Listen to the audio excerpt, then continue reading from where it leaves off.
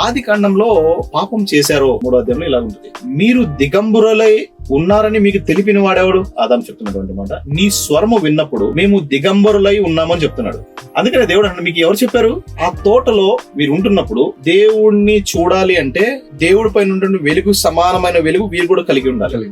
కనుక ఎప్పుడైతే వీరు పాపంలో ఉన్నారని వీరు ఎరిగారో వారు సిగ్గుపడి దాక్కున్నట్టు మనం చూడగలుగుతాం. నీవు నేను కూడా అదే వెలుగుని కలిగి ఉండాలి. చాలా మంది అంటారు, నేను ప్రార్థన చేశాడు దేవుడు నాకు కనిపించాడు, నేను ప్రార్థన చేశాను నాకు కనిపించాడు. మరి నీ జీవితం ఎందుకు మారట్లేదు? దేవాది దేవుడు పౌలు గారికి ఒకసారి కనిపించాడు, కంప్లీట్ జీవితం మారిపోయింది. ఓకే, దేవాది దేవుడు ఎప్పుడైనా సరే ఒకరికి ఎన్కౌంటర్ ఇచ్చారంటే వాళ్ళ జీవితం మారిపోతుంది. ఒక్క ఎన్కౌంటర్, వన్ సింగిల్ మూమెంట్. అసలు దేవుడు మాటిస్తేనే అబ్రహాము జీవితమే మారిపోయింది. దేవుడు దర్శనమిస్తేనే యోసేపు జీవితమే మారిపోయింది. దేవుని మహిమని మనం చూడాలంటే మనం కూడా మహిమ కలిగి ఉండాలి.